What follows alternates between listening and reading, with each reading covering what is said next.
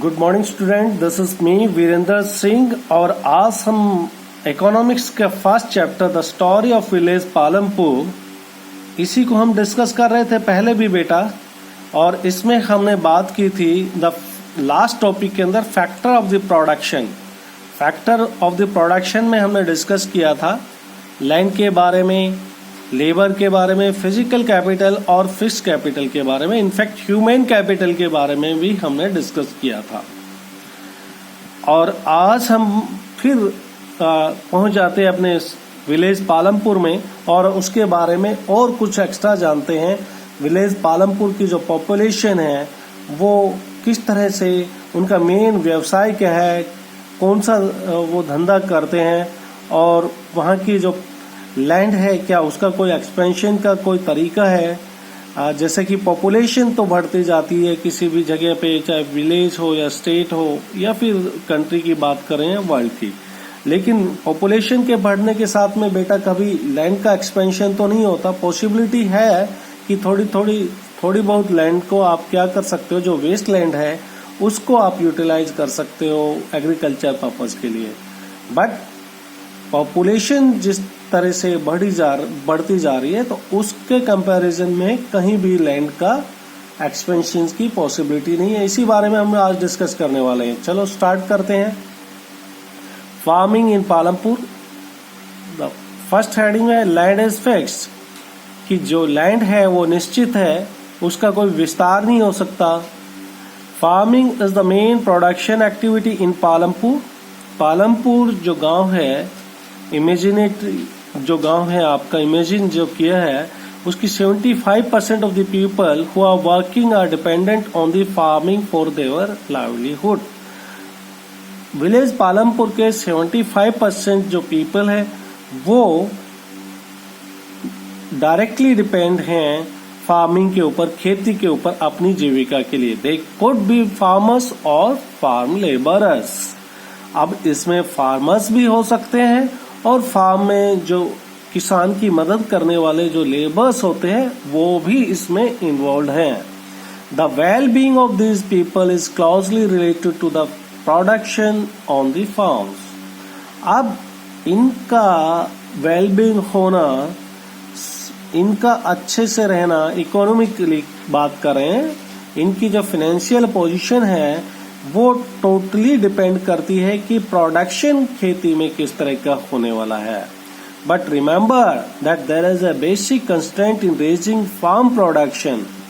लेकिन याद रखने वाली बात यह है कि बेटा यहाँ पर जो फार्म के प्रोडक्शन को रेज करने के लिए कुछ कंस्ट्रेंट हैं, बाधाएं हैं, रुकावटें हैं। वो कौन सी रुकावटें हैं उसके बारे में डिस्कस कर लेते हैं। फर्स्ट अगर बात करें तो land area under cultivation is practically fixed. जैसा कि आप भी जानते हो बेटा कि जो लैंड है वो एरिया अंडर कल्टीवेशन जो खेती के लिए है, that is the fixed. Fix का मतलब खेती कर रहे हो वो लैंड कभी ज्यादा उसका एक्सपेंशन नहीं होने वाला है, वो कम हो सकती है, उसमें घर बनाया जा सकते हैं, इंडस्ट्रीज के लिए एक्वायरमेंट हो सकती है, रोड निकाले जा सकते हैं, लेकिन ये लैंड जो एरिया है वो कभी ज्यादा तो बढ़ने वाली नहीं है। Since 1960 in Palampur there has been no expansion in land area under cultivation. 1960 के ऑनवर्ड्स या बात करें हम इसके बाद में 1960 के बाद में लैंड एरिया अंडर कल्टीवेशन ये कोई बढ़ा नहीं है। तब से लेके 1960, अब इमेजिन कीजिए पॉपुलेशन 1960 से लेके आज कितनी पॉपुलेशन बढ़ चुकी होगी, but the land area under cultivation is fixed. By then, some of the wasteland in the village had been converted to cultivable land. लेकिन हाँ इतना जरूर है कि रिक्वायरमेंट के बेसिस पे अब गांव के अंदर जो भी वेस्टलैंड थी उसको यूटिलाइज किया जा रहा है। That has been converted for the purpose of cultivation. तो ये तो छोटी सी बात है, बहुत ज्यादा तो उससे कोई फर्क नहीं पड़ने वाला, बट थोड़ा बहुत हेल्प हो सकता है। There exist no further scope to increase farm production by bringing new land under cultivation, कि अब जो है आगे कोई लैंड एरिया अंडर प्रोडक्शन के अंदर एक्सपेंशन की कोई उम्मीद नहीं है। अब जो एरिया है जो खेती कर रहे हैं उसकी आगे बढ़ने के चांसेस नहीं है, क्योंकि जो भी वेस्टलैंड थी अब उन्होंने उसको पर खेती के पर्पज के लिए यूटिलाइज कर लिया, तो अभी कोई चांसेस नहीं है। ठीक है बेटा, अब थोड़ा सा हम जान लेते हैं जो लैंड को मेजर करने के लिए हर स्टेट के अंदर अलग अलग इसका वे ऑफ मेजरिंग है, कुछ अलग अलग नाम से बोलते हैं। तो कुछ एक के बारे में यहाँ पे चर्चा की गई है, उसके बारे में जान लेते हैं। द स्टैंडर्ड यूनिट भी तो होती है कि ठीक है हर कहीं रीजन वाइज हो सकता है, अलग अलग नाम से पुकारें, बट जो standard unit of measuring land is hectare, जो सब कहीं कॉमन एक्सेप्टेबल जो मेजरिंग का जो तरीका है ऑल ओवर दी इंडिया हम एटलीस्ट बात कर सकते हैं, वो हेक्टेयर के अंदर मेजर किया जाता है।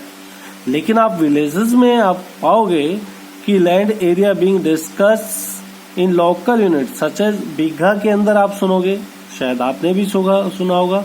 अगर उत्तर प्रदेश और बिहार में देखोगे तो गुंठा में इसको मेजर करते हैं, और 1 hectare is equal to the area of 100 square with 1 side measuring.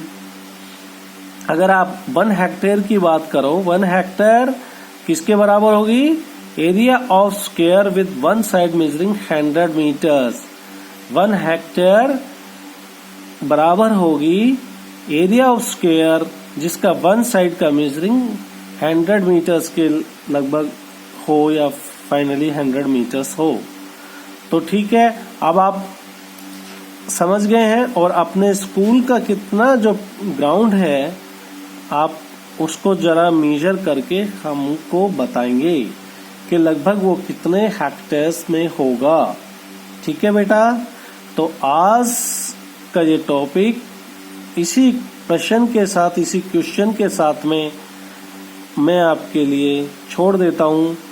आप मुझे कमेंट सेक्शन में बताएंगे कि लगभग कितने हेक्टेयर लैंड है जो आपका ग्राउंड है आपके स्कूल के अंदर। सीआर इंटरनेशनल स्कूल के ग्राउंड की बात कर रहे हैं। इसी के साथ आज का ये टॉपिक यहीं पर समाप्त करते हैं। नए टॉपिक के साथ फिर मुलाकात होगी, तब तक के लिए नमस्कार। Stay home, stay safe. Thank you.